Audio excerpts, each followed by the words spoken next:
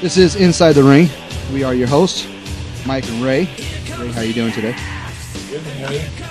Doing all right. So we actually, you know, we put a video out about a week or so ago, and it was about my opinion on Stone Cold Steve Austin and The Rock and John Cena.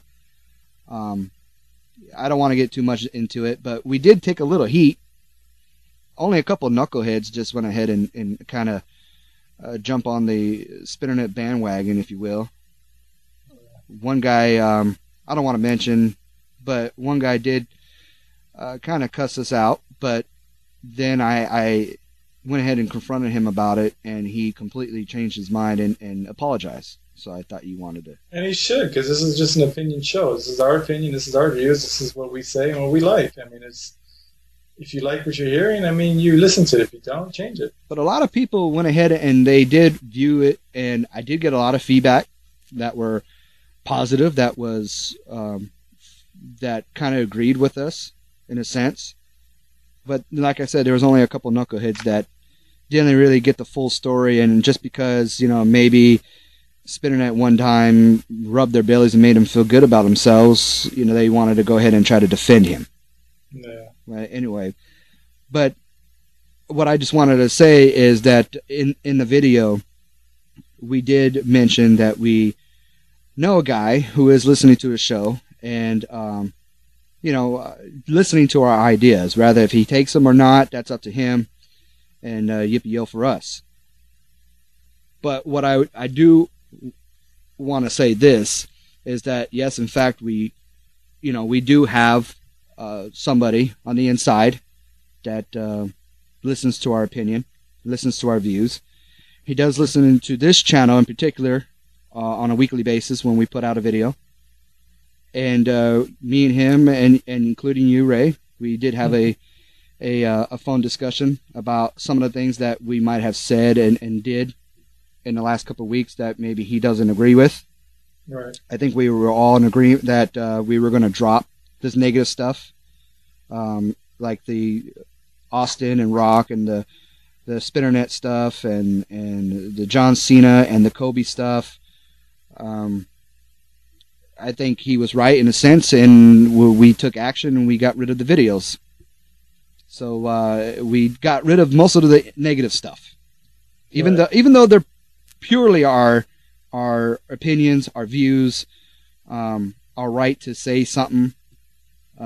It just, you know, whatever it's going to take to keep this guy around and have him listen to us on a weekly basis, I'm going to do whatever he says. Damn right. So, with that being said, let's go ahead and kick things off right. And let's be positive about it. And let's do it. Last Monday Night Raw. Talk to me. Last Monday Night Raw, they had a special guest, which was a million dollar man, Ted DiBiase. One of my favorites as a kid growing up. I think back in the days in the early 90s, I think the most person that could pull heat from the audience and just keep that heat for a very long time for the most of his career. I don't think he ever went face, but it was the $1 Million Man, Ted DiBiase. Yeah. And so seeing him back on Raw, back on a WWE television, I loved it. I thought it was great. He comes out and he introduces Legacy, Cody Rhodes, and $1 Million Man. Ted DiBiase Jr. Mm-hmm. Makes a match with Cody Rhodes against Mark Henry. And then DiBiase also made a match between Jr. and Orton. Now they try to build up a storyline that Jr. and Orton are not seeing eye to eye again. Right. And so they're trying to plan out some kind of maybe pay-per-views, kind of a feud in the future maybe between Jr. and Orton. I think it'll work. I think it'll be great. Not only does it push his DiBiase Jr. up more, but to break up Legacy, maybe to bring back the $1 Million Belt. There was a couple of people with a huge sign that says "Bring back the $1 Million Belt." Damn right. I can't agree more. So they had a match. It was Edge and Jericho. By the way, Edge is done. Oh yeah, dude. He had his surgery, a torn Achilles tendon. I had a strained Achilles tendons in both feet, and man, it's no picnic. Nope. I'm still healing from one side. The other one is kind of healed up, but the other one I'm still trying to heal from, and this has been a couple of years now. So he's going to be out for a very long time. That's going to hurt a lot of pay-per-views. I think so. But let me tell you this. Let me put my spin on this, and I hope you're going to hear this here first. But expect Edge, when he comes back from his injury, which is probably next year sometime, maybe around WrestleMania of next year. But expect Edge to become face. I think they would have done that this year. Or actually, I think they would have done that by WrestleMania.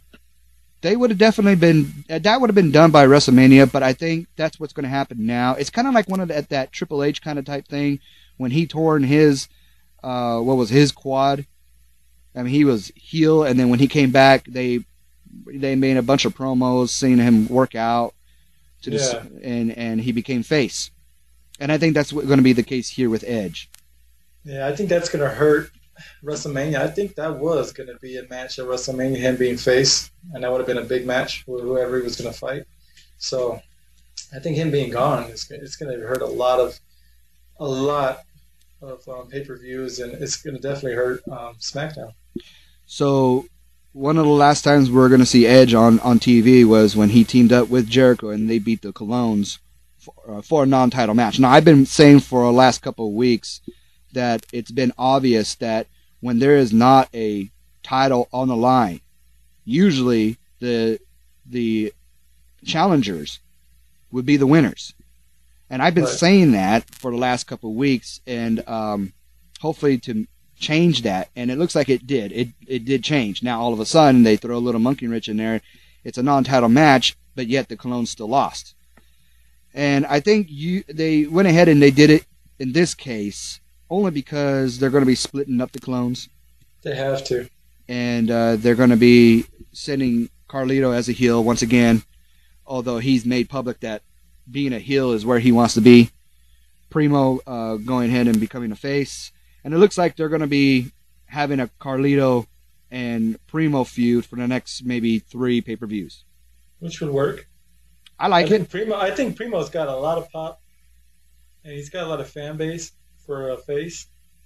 And Carlito, he can pretty much do anything he wants. I like it. I mean, I like the match, but I know brother feuds, it could sell tickets, it could sell pay-per-views, but, then again, you got to... They do well. Brother pay-per-view feuds do really well. They do really well, but how many times do we want to see it?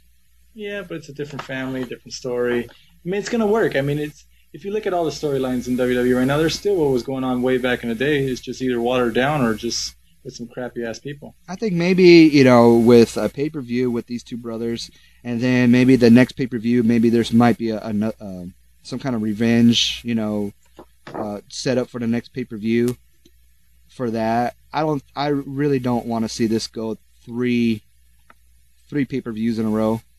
Yeah, I would say go 2. Give it a break and maybe bring it back when someone gets a title. Yeah, because I don't even think the Hearts did that. I think they only had one great pay-per-view, one of the best. Yeah, they did a lot of house shows. But yeah, they continue it during the house shows, and they continue it, on Raw and stuff like that. So, and they kept it there. They didn't really kind of, put it in our faces every month on a pay-per-view. Yeah, I think if they're gonna work that feud, it's got to be on big pay-per-views like SummerSlam. Big pay-per-views, not like this at the Bash or nothing like that. It's like SummerSlam, Royal Rumble, something big. Yeah, the major pay-per-views. Yeah. Which I kind of call them the seasonal pay-per-views because that's basically what they are.